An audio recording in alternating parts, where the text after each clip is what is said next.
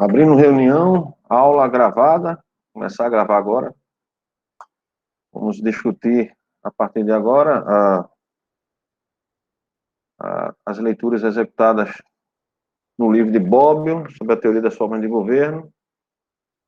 O destaque dessa aula agora, inicial, até às 19h30, nós vamos fazer a leitura comentada e responder questões aos alunos dos capítulos referentes a Aristóteles e Platão. Para fim de esclarecimento, nós teremos essa discussão hoje. Na próxima semana, os alunos terão acesso às videoaulas para fazer uma revisão, né, dessa discussão sobre as formas de governo em Platão, Aristóteles e Políbio,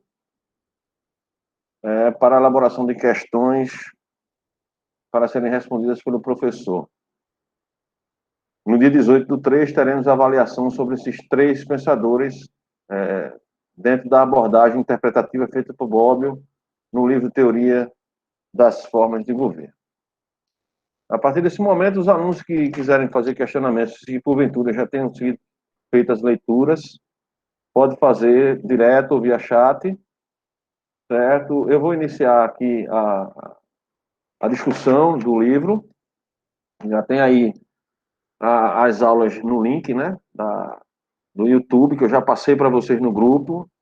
Passei, inclusive, o texto, né, o livro do Bobbio, digitalizado em PDF.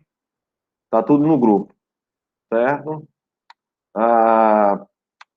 Eu espero que tenham assistido as aulas, né? Dá praticamente 2 horas de aula, de videoaulas sobre essa discussão, né? Não só Aristóteles, Platão e Políbio, mas também a introdução do próprio do livro, a discussão célebre, né? Que antecede mesmo lá o pensamento desses filósofos.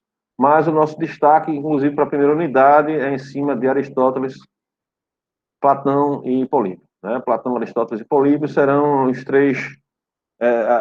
três interpretações aqui das aulas executadas por Norberto Bobbio, que serão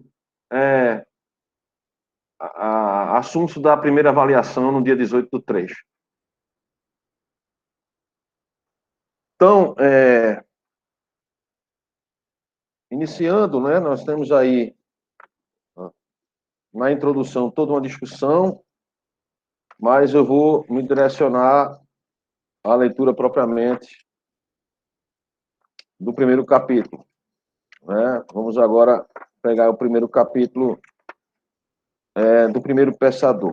Né? Se alguém tiver algum questionamento a ser feito sobre a discussão célebre, pode fazer e a gente discute aqui. Se não, pode, não fizer diretamente aí no chat, pode fazer via... não fizer ao vivo, assim, direto, pode fazer via chat, perdão. Vamos lá, né? Então, primeiramente, a discussão sobre as formas de governo, as discussões clássicas sobre as formas de governo, a primeira, historicamente, na teoria política, a primeira argumentação teórica de uma elaboração mínima de uma tipologia, né? A tipologia das formas de governo. Então, essa discussão ela tem início na antiguidade. As formas de governo clássica, monarquia, aristocracia e democracia, são as formas de governo nas quais você tem aí o governo de um só, no caso da monarquia, o governo de uma assembleia de notáveis, no caso da aristocracia, e o governo do povo, no caso, a democracia. É uma discussão que a gente vê que é fervorosa, há críticas a todos os modelos. Platão, em específico, tem uma visão muito negativa de todas as formas reais de governo. Então, a tipologia platônica é uma tipologia degenerativa, né? Uma tipologia decadente. A visão de Platão ela é uma perspectiva do pior para o mais pior ainda, certo? Então, é uma perspectiva decadente, um modelo platônico, né? E aí o Platão, tendo vivido numa época da decadência da democracia ateniense, ele tende aí a ser mais pessimista ainda na sua tipologia. Então, a tipologia das formas de governo em Platão inclui só formas más, não é? Embora nem todas igualmente más, né? E aí ele tem o governo da timocracia, né? A oligarquia, democracia e tirania, isso numa forma da pior para mais degenerada ainda, né? Então há uma visão pessimista de Platão no que diz respeito a, as formas de governo na história.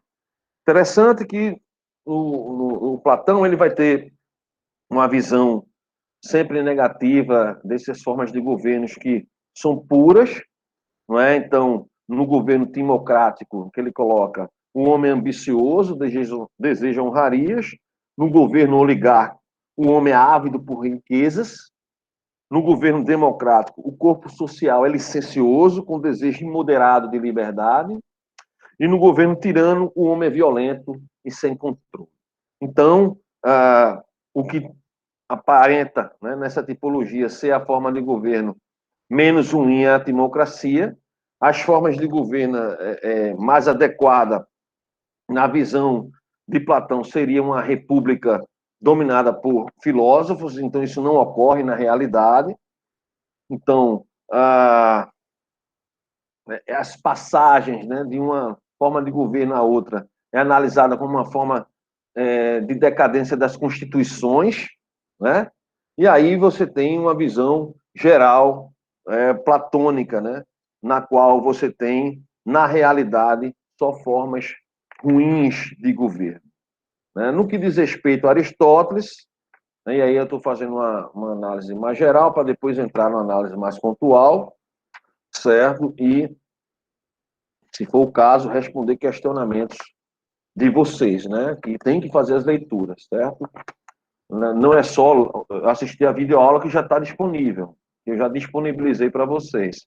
Não é como eu falei na semana passada, requer uma autonomia do aluno na busca desses conteúdos, ok? Então, Aristóteles vai ser mais complexo, Aristóteles foi aluno de Platão, ele vai ser mais complexo, vai justamente introduzir nessas tipologias de governo a forma de governo híbrida, mista, que é a politeia, né, que ele vai dizer que na mistura de duas formas ruins de governo, a licenciosa, que é a democracia, e a ávida por riquezas, que é a oligarquia, você pode ter uma forma de governo equilibrada, já que ninguém vai se sobressair ali naquela forma de governo, e a politeia seria justamente uma forma mais adequada. Essa visão de Aristóteles ela é interessante, porque ela parte das formas, ele divide em formas boas e más de governo. As boas seriam a monarquia, a aristocracia e a politia, ou politeia, que na verdade seria uma forma de governo híbrida, como já falei anteriormente, e as piores formas seriam a democracia, a oligarquia e, finalmente, a tirania, também numa perspectiva decadente, né, de formas de uma ser pior que a outra. Então, a monarquia é mais bem vista, vamos dizer assim, por Aristóteles.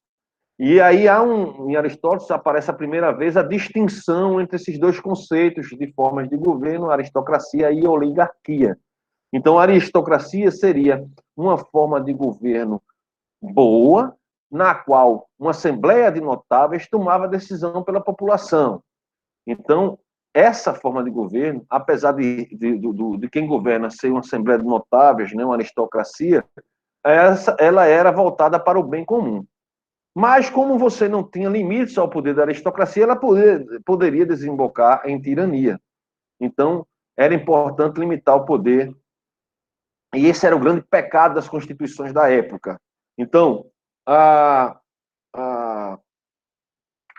visão de Aristóteles, também de decadência entre as formas de governo, entre as piores e as boas formas e as piores formas de governo, diferente de Platão, que na realidade só enxergava formas más de governo. Né? E aí o Aristóteles tem uma perspectiva interessante, porque ele vai jogar o foco, sobretudo, né, na perspectiva do homem, né, de quem governa, né, e aí entra uma preocupação com essa distinção, né, da, da, do caráter da natureza humana implícita, né, a perspectiva aristotélica. Então, isso aqui são visões gerais colocadas, certo? E vamos, a partir dessas visões gerais, fazer uma leitura pontual, certo? De cada pensador nesse caso de hoje, Platão e Aristóteles, certo? Vou deixar um Políbio um pouquinho de lado por enquanto. Vou começar aqui a discussão célebre ainda. Deixa eu me ver aqui. A videoaula também, ela contempla muita coisa aqui, né, que foi colocada, né? Então, aí na página 45 do texto, espero que todos estejam com textos em mãos. Se não tiverem, vai ter uma certa dificuldade, mas como essa aula está sendo gravada, você pode depois pegar e fazer a leitura, como eu vou fazer agora. Então, na página 45 se inicia aí o capítulo 2, referente a Platão, certo? Em várias das suas obras, Platão fala das diversas modalidades de constituição, assunto que é desenvolvido particularmente nos diálogos de A República, de O Político e das Leis. Vou deter-me aqui, em especial em A República, que dedica ao tema 2 livros, o 8º e o 9º. Terminarei com uma referência ao político. Destacar, minha gente, que esse livro produzido por Bobbio, né, esse texto aqui é um texto referente às aulas ministradas por Bobbio na universidade, né, Universidade Italiana de Turim. Então, ele fez um compêndio com as aulas, né, de teoria das formas de governo, do curso de teoria das formas de governo, e formatou esse livro. No nosso caso aqui, nós vamos, como se fosse uma introdução aos estudos clássicos, certo? De teoria política do Estado. O Estado é justamente a estrutura, né, de dominação de uma determinada sociedade. E o Estado ele é governado por atores políticos que podem ser, né, no caso da visão clássica, uma monarquia, uma aristocracia, uma democracia. Contemporaneamente, sabemos que as monarquias são mero mosaico, né? As formas de governo contemporânea, elas são ou democracias eleitorais consolidadas, ou democracias eleitorais não consolidadas ou frágeis, ou regimes que promovem eleições, mas que têm grandes dificuldades de garantir direitos civis e políticos e liberdades para as pessoas, e temos os regimes autoritários, né?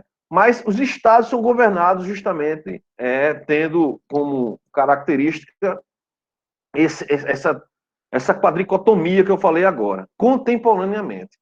Então, o que se busca, logicamente, né, a forma hoje que é colocada como a melhor forma de governo, ou a menos ruim, vamos dizer assim, usando aí um termo bem platônico, é a democracia. Então, logicamente, que as democracias, né, nós temos várias democracias, praticamente a América Latina toda ela é formatada por democracias representativas, quase todas, né, quase todos os países, em torno de 24, 25 países, a maioria é de democracia eleitoral, só que em umas democracias mais consolidadas que outras. Essas formas de governo, elas são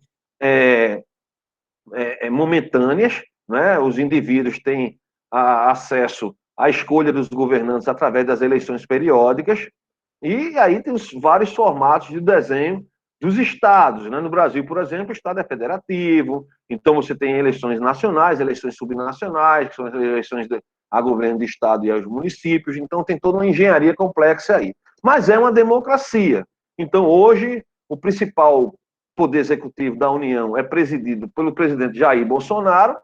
Existem as próximas eleições do ano que vem, 2022, vai ser mais um processo de escolha. Se a população vai, no caso de uma candidatura à reeleição, endossar o governo dele, ou vai fazer outra escolha, ou vai escolher um outro candidato ali que vai disputar, e são vários os candidatos. Democracia é isso. É a democracia contemporânea. Já a democracia no período clássico não era assim. A democracia eleitoral que nós conhecemos hoje, ela nasce na modernidade, como a gente vai ver posteriormente na segunda unidade.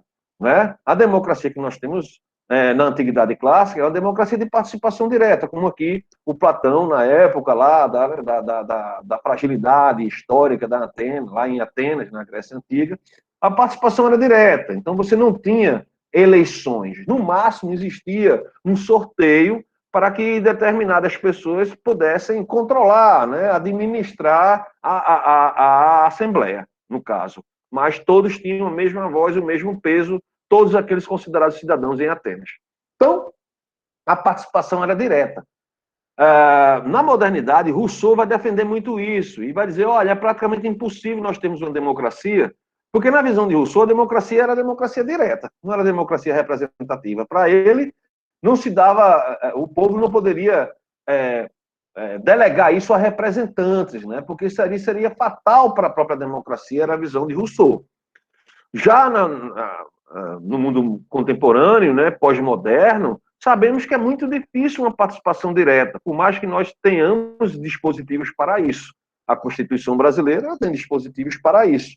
Mas por mais que nós tenhamos esses dispositivos, é muito difícil você fazer com que haja uma participação de um eleitorado tão vasto como o brasileiro e como qualquer outro eleitorado, mesmo em estados de pequenos territórios, como no caso da Suíça, enfim, países europeus que são pequenos, Luxemburgo e tal, mas tem populações grandes, né?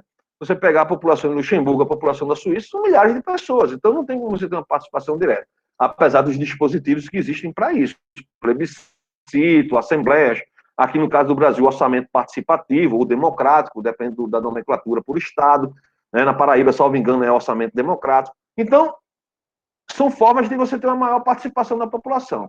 Mas o carro-chefe, né, o núcleo duro das democracias contemporâneas é a representação, né, as eleições e a delegação para representantes. Então, esse formato é moderno, nasce na modernidade, ali, sobretudo, em fins do século XVIII, até meados do século XIX, e vai explodir como forma de governo hegemônica no final da Segunda Guerra Mundial, e no caso depois principalmente no contexto latino-americano, que passou por ditaduras militares por questão da Guerra Fria, pós-década de 80 e 90, a redemocratização na América Latina, no leste europeu e em alguns países africanos. Então, a democracia representativa hoje praticamente é a forma de governo hegemônica. No entanto, na discussão clássica, a visão clássica, como já falei para vocês, é a visão da democracia de participação direta, de não representação.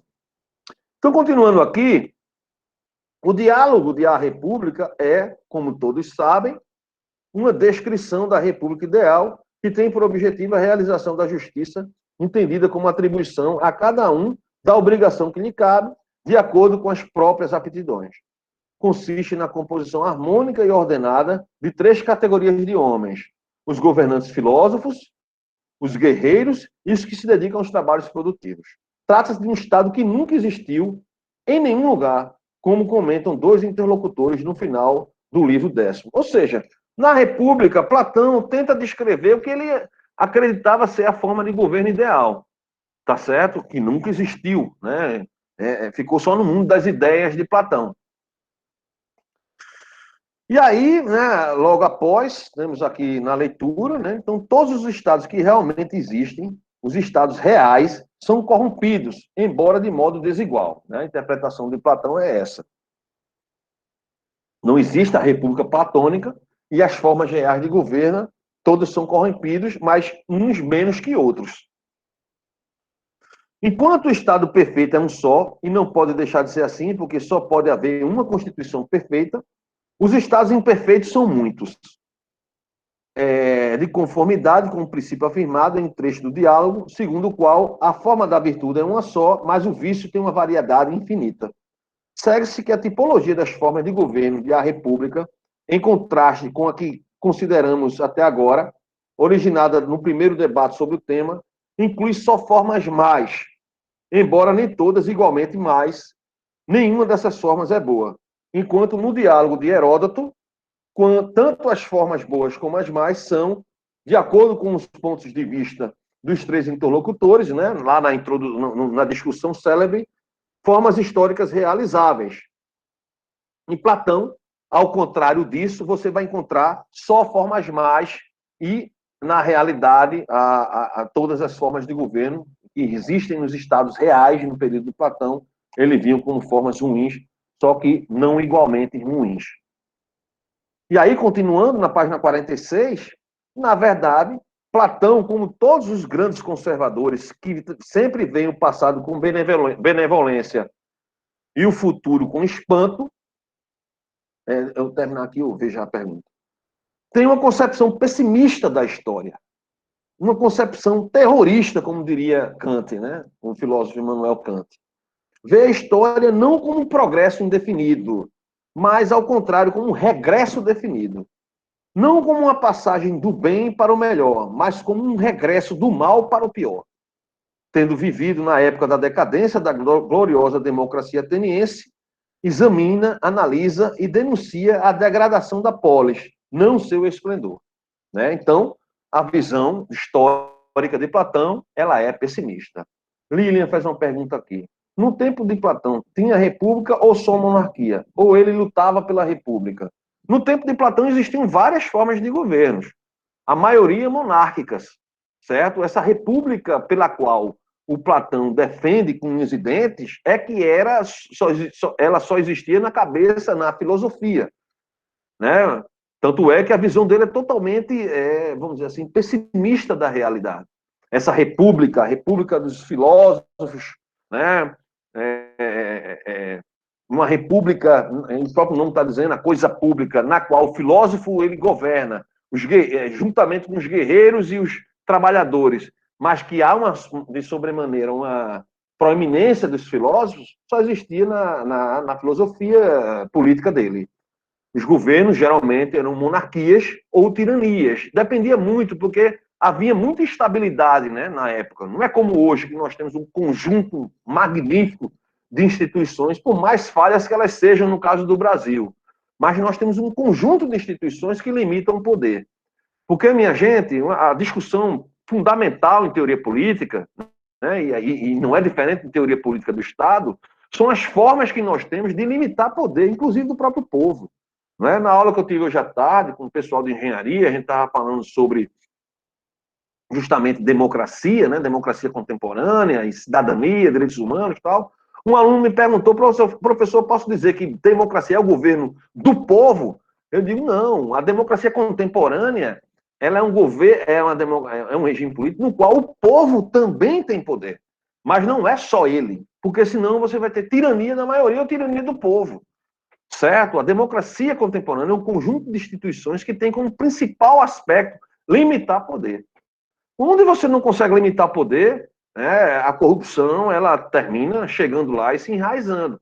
Tanto é que a dificuldade que nós temos no Brasil é muito em cima disso. As nossas instituições, formalmente, são muito boas. Lógico, tem falhas, né?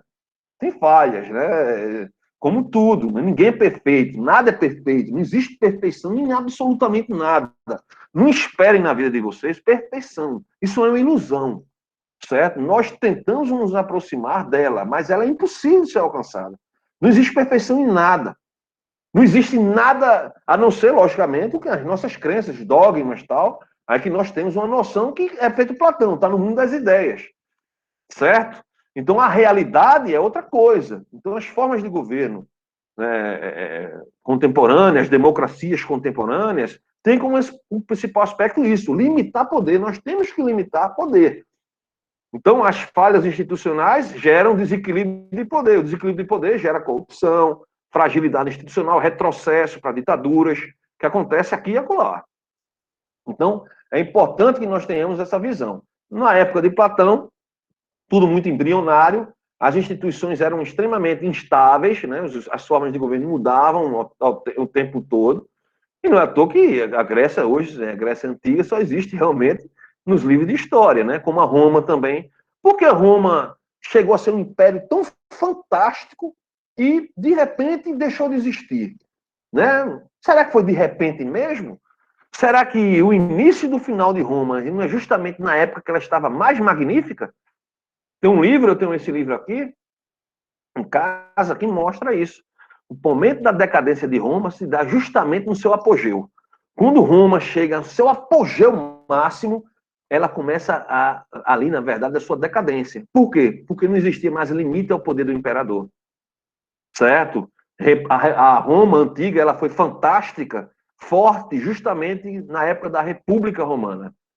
E aí é onde Políbio entra. Né? Vocês estão lendo isso, né?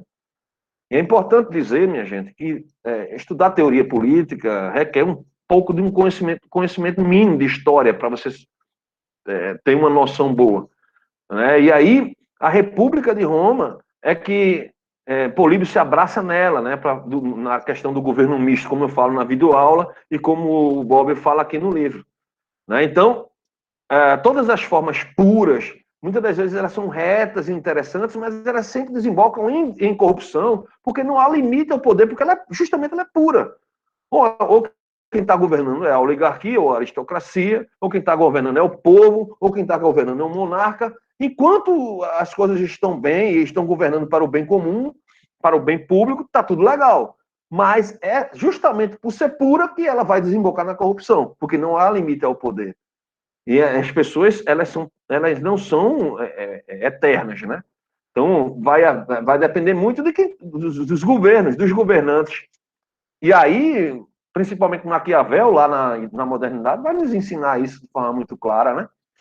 De que há uma necessidade de regras, de instituições. Há uma necessidade para se limitar o poder de regras e instituições. E isso vai amadurecendo historicamente.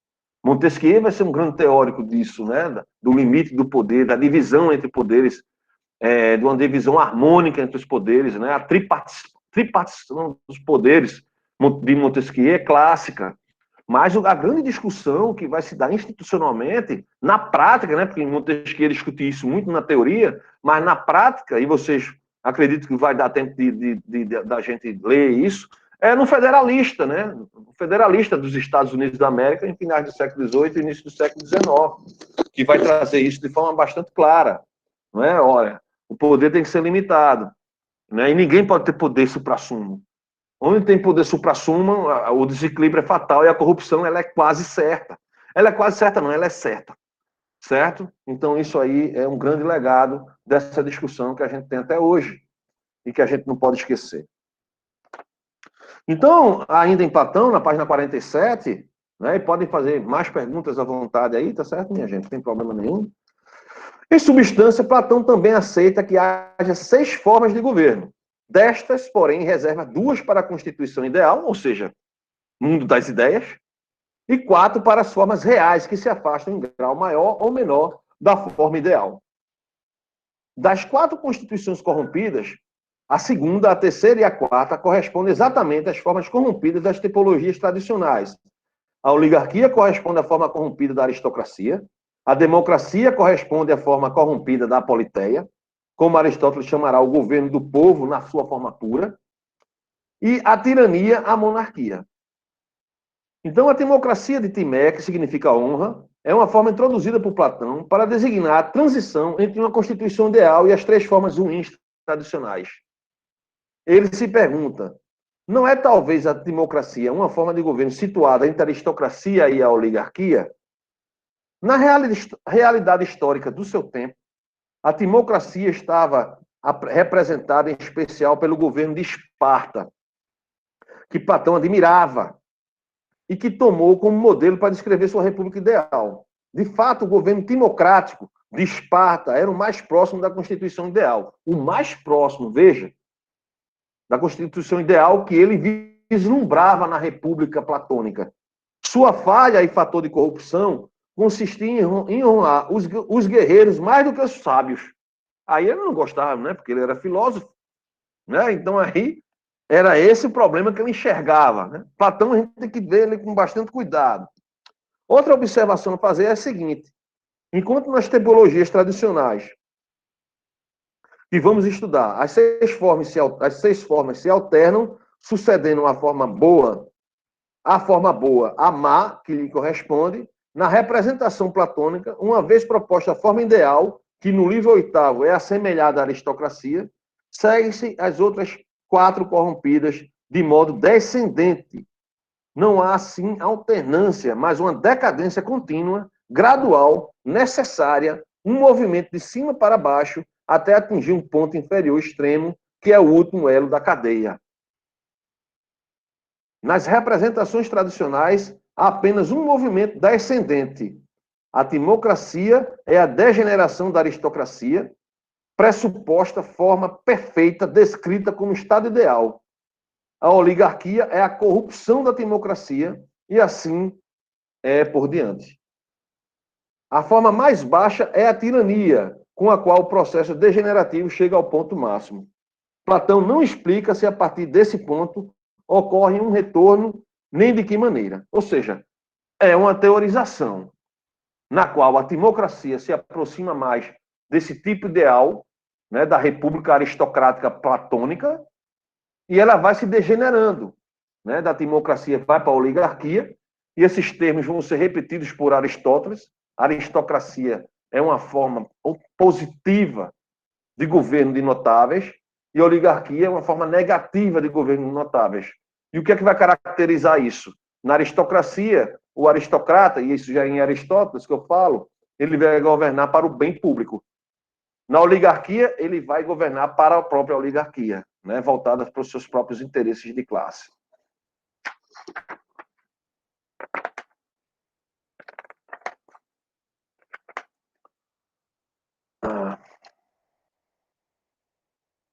E aí, na página 51, ainda em Platão,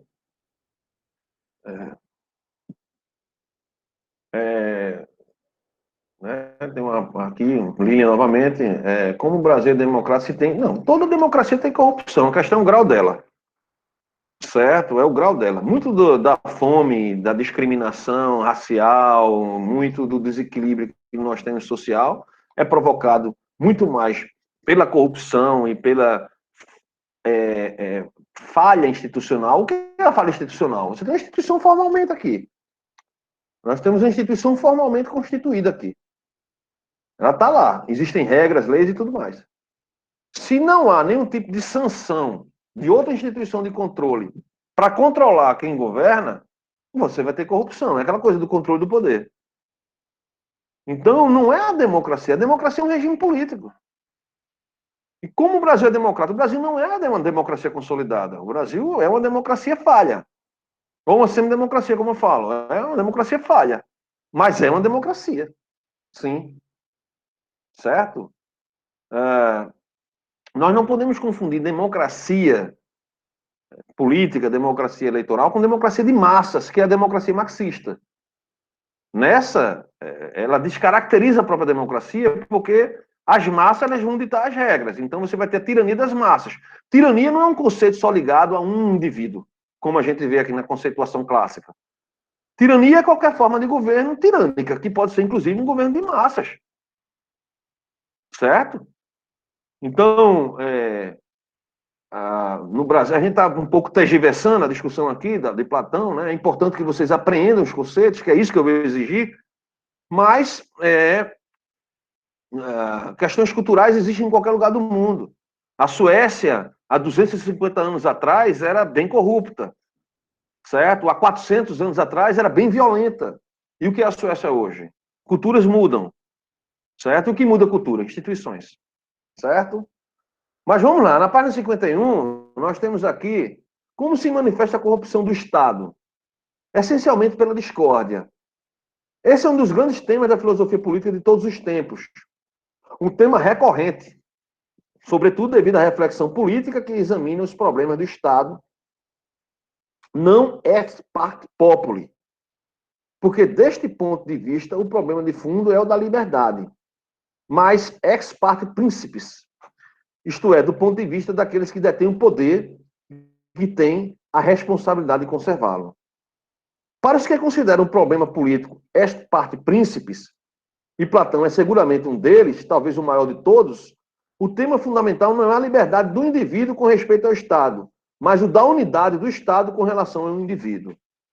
E isso é uma característica muito forte na filosofia política clássica, né? O indivíduo ele está sempre em segundo plano, engolido pelo coletivo. A visão aristotélica também é assim. O homem é um animal político, por sua vez, o Estado o engole. Então, a soberania nunca vai ser de uma forma na qual que você tem como princípio básico garantir direitos individuais. Isso é moderno. Liberdade civil, liberdades, essas liberdades que nós conhecemos hoje, ela tem a sua origem na modernidade. A antiguidade clássica, ela é coletivista. A antiguidade clássica, ela é o todo maior que o indivíduo, né?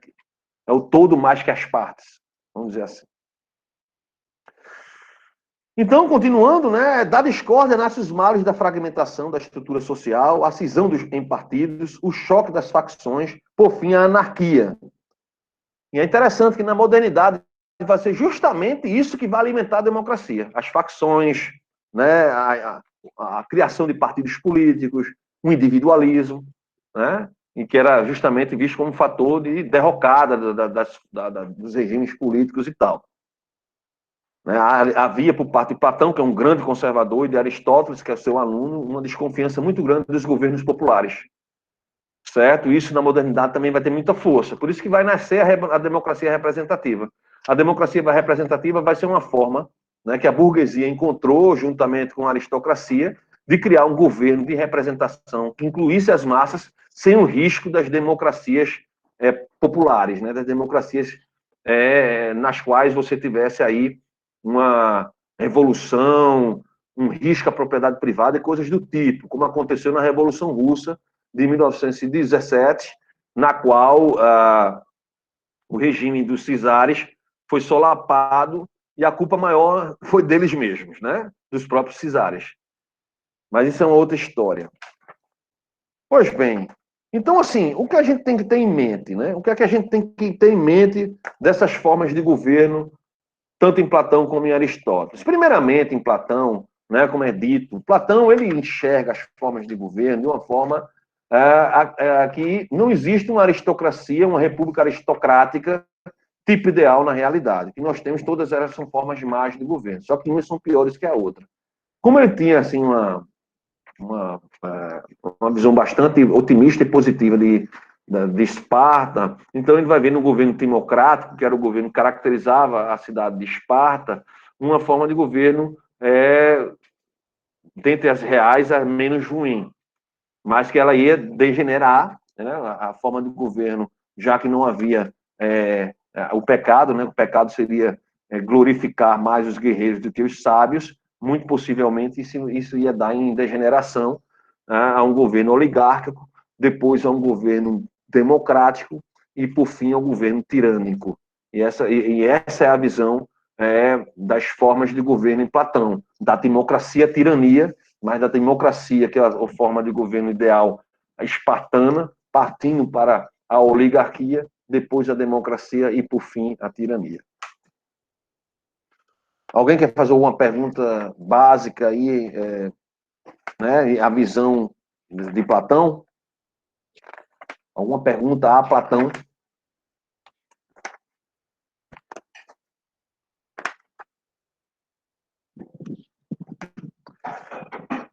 Então, o capítulo referente a Aristóteles, ele tem início aí na página 55, né?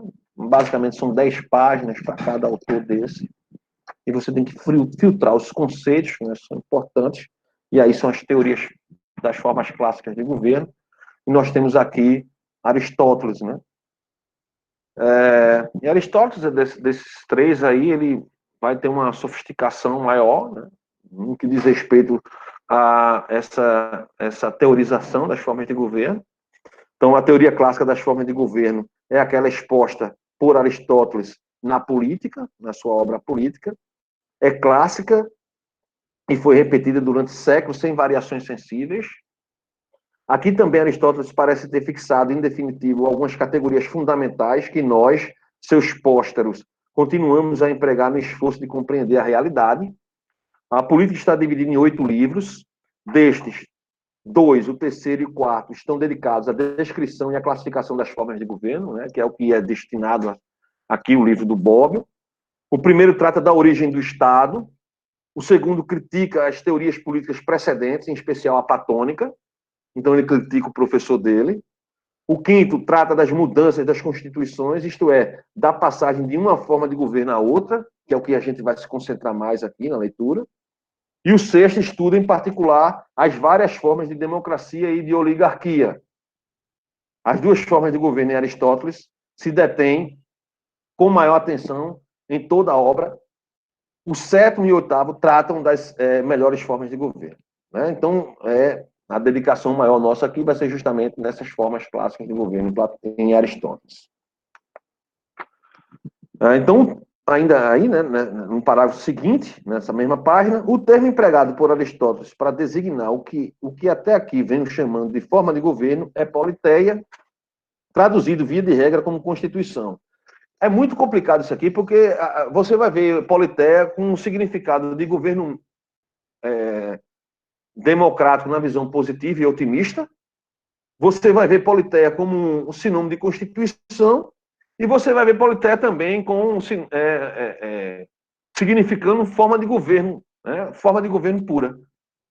Então a gente tem que ter cuidado aí. Então, o que é que geralmente eu faço? Eu filtro, certo? Eu filtro da seguinte forma: eu tenho as formas de governo em Aristóteles, certo? A gente pode pegar e fazer até um estratagema nesse sentido, né?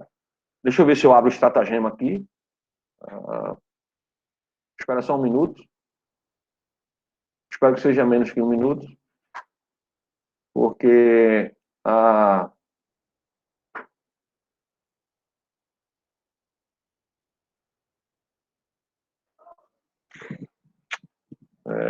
esse meu computador é devagar. Eu vou tentar trazer o estratagema aqui para vocês.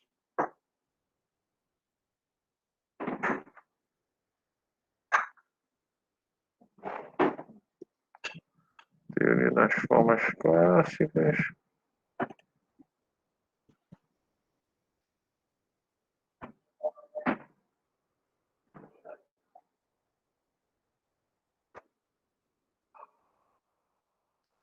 Está abrindo o arquivo aqui, para eu espelhar, certo?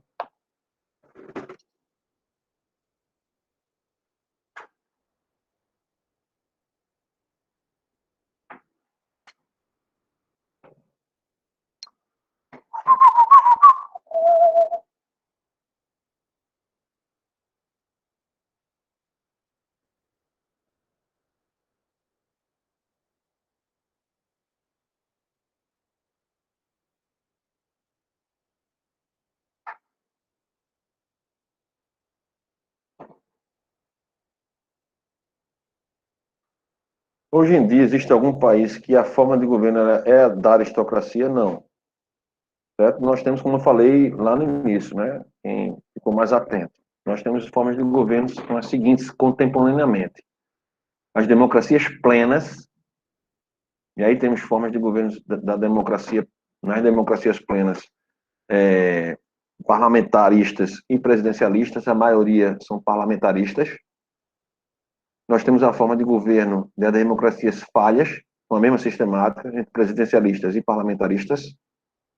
Temos formas de governo híbridas e temos que misturam características de democracia representativa e de ditaduras, né, regimes autoritários. E temos os regimes autoritários. A aristocracia ficou um termo muito mais ligado a elitismo, né? Elitismo. Então, não existe mais, essas formas de governo são clássicas. É para a gente entender que existem tipologias contemporâneas, elas são essas que eu falei agora.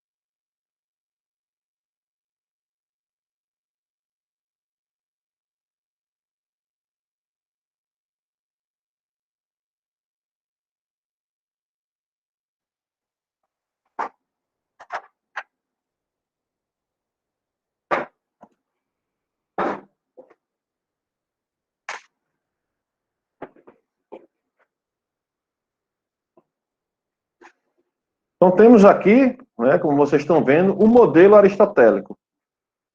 Esse é o modelo aristotélico, como vocês estão vendo aí. Então, parte da monarquia, que é a melhor forma de governo, passando pela aristocracia e a politia, a pior das melhores, que seria a forma democrática, né, que Aristóteles colocava como a correta, que seria aquela na qual você tinha a união de duas formas ruins, que seria a democracia e a oligarquia.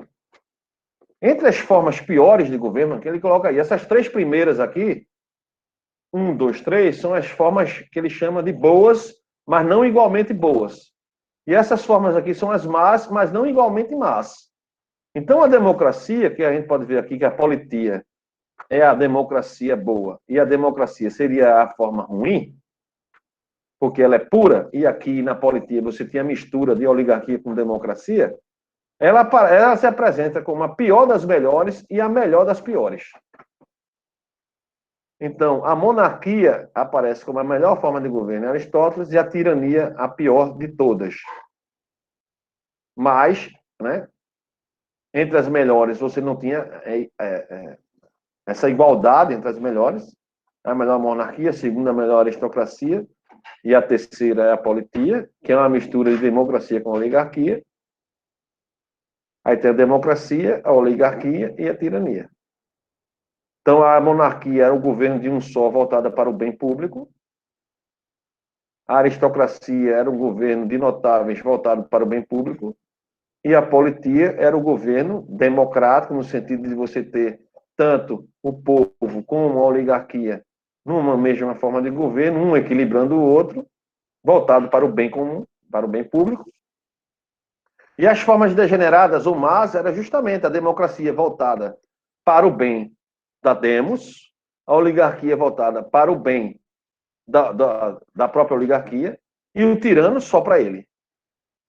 Então, isso era o que caracterizava, né, dentro dessa tipologia aí.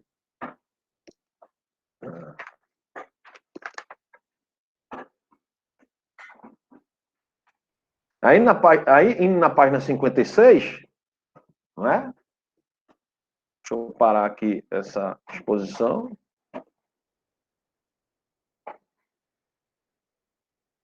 Indo na página 56, certo? Nós temos aqui, dentro da leitura, né, na página 56, segundo parágrafo, em poucas linhas, o autor formula com extrema simplicidade e concisão a célebre teoria das 6 formas de governo, né? Então, veja, né, que a gente tem que destacar no texto, justamente, são os principais pontos teóricos dessa literatura. Fica bem claro que essa tipologia deriva do emprego simultâneo dos 2 critérios fundamentais: quem governa e como governa. Com base no primeiro critério, as constituições podem ser distinguidas conforme o poder resida numa só pessoa, monarquia, em poucas pessoas, aristocracia, e em muitas, politia. Com base no segundo, as constituições podem ser boas ou más, com a consequência de que as 3 primeiras formas boas se acrescentam e se contrapõem às 3 formas más: a tirania, a oligarquia e a democracia. A simplicidade e a clareza desta tipologia são tais que seria desnecessário qualquer comentário além de certas considerações terminológicas. Monarquia significa propriamente governo de um só, mas na tipologia aristotélica quer dizer governo bom de um só, ao qual corresponde como um governo mau a tirania. Do mesmo modo, oligarquia, que significa propriamente governo de poucos, corresponde a governo mau de poucos, a que está relacionada a aristocracia, como forma boa de governo. O termo oligarquia conservou, de fato, nos séculos seguintes, seu significado pejorativo original. Ainda hoje se costuma falar de oligarquias no sentido negativo, né? Veja, quando a gente fala de república velha no Brasil, a gente chama república oligárquica e não república aristocrática. Será que isso não tem influência de Aristóteles? Muito possivelmente. O termo oligarquia conservou, de fato, nos séculos seguintes, esse significado pejorativo, original. Ainda hoje se costuma falar de oligarquias no sentido negativo, para designar grupos de poder restritos que governam sem o apoio popular, contrapondo-se assim à democracia. Quanto à aristocracia, que significa propriamente governo dos melhores, é o único dos três termos designando as formas boas que têm por si mesmo um significado positivo. No curso do tempo, manteve significação menos negativa do que o de oligarquia, mas perdeu o sentido original de governo dos melhores. Na linguagem política moderna, entendemos, via de regra, por governos aristocráticos, o que se baseia em grupos restritos, nos quais o poder é transmitido por via hereditária. A maior novidade, a estranheza terminológica, é o uso de politia, para indicar a constituição caracterizada pelo governo de muitos, e bom. Estranheza porque, como vimos, politia, termo que traduz politeia, sem traduzi-lo, significa constituição. É, portanto, um termo genérico, não específico. Hoje, quando queremos usar uma palavra grega para indicar o governo de muitos, dizemos poliarquia. É o que faz, por exemplo, o cientista político Robert Dahl para denominar a democracia pluralista dos Estados Unidos da América. Os gregos conheciam esse termo, que encontramos, por exemplo, em Tucídides, mas o empregavam na acepção pejorativa de comando militar exercido por muitas pessoas, criando desordem e confusão. A confusão que cria no leitor o uso do termo genérico politia ou constituição para indicar uma das 6 possíveis constituições é ainda maior, porque em sua obra, A Ética a Nicômaco, Aristóteles, repetindo a classificação das formas boas e más, emprega para denotar a terceira forma boa o termo timocracia, que encontramos em Platão, usando para designar a primeira das 4 formas de governo descendentes da forma boa.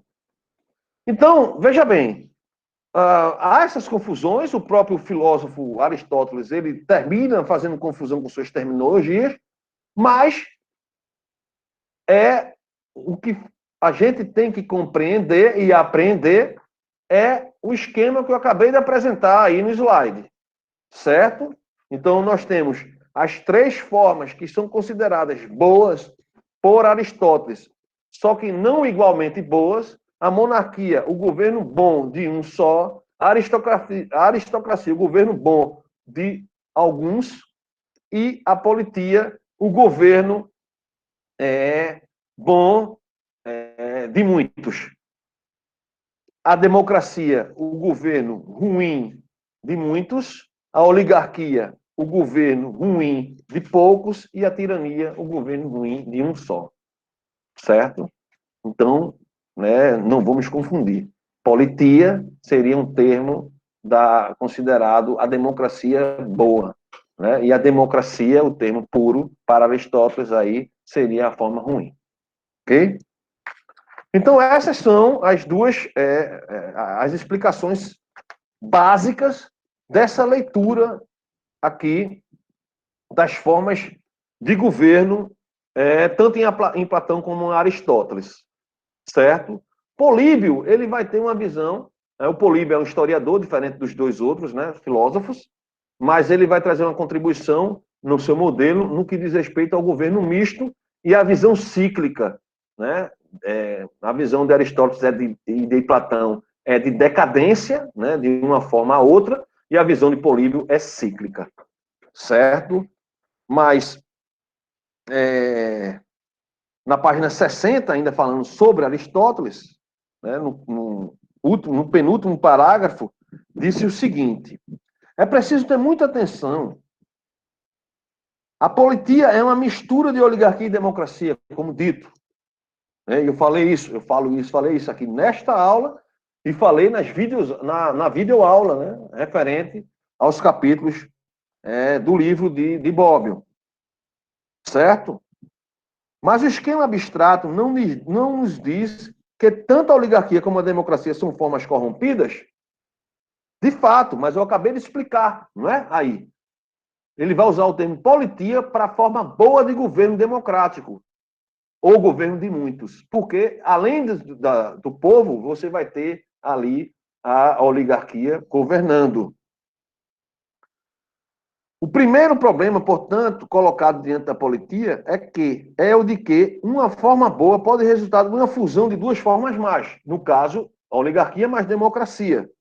Em segundo lugar, se a politia não é, conforme deveria ser, de acordo com o esquema, o governo do povo ou da democracia na sua acepção correta, mas sim uma mistura de oligarquia e democracia, isso significa que, e este é o segundo problema, o governo bom de muitos, que figura no terceiro lugar do esquema geral, né? Segundo lá, inclusive a demonstração que eu fiz agora no gráfico.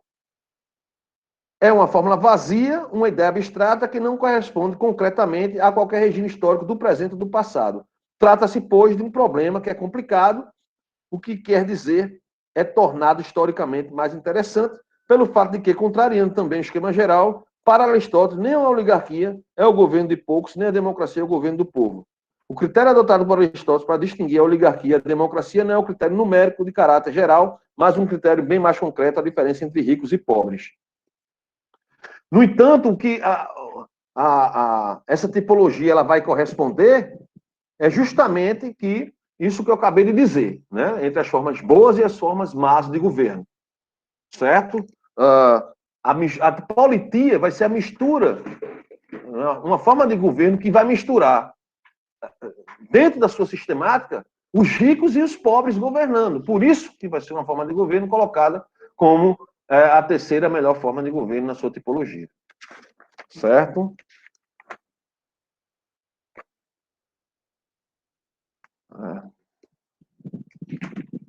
Pois bem.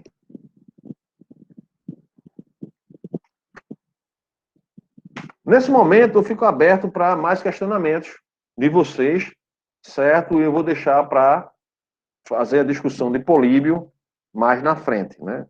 Quero que vocês aí façam a leitura e tragam os questionamentos aí elaborados nesses dois capítulos de Platão e de Aristóteles. Podem colocar as perguntas no chat, certo?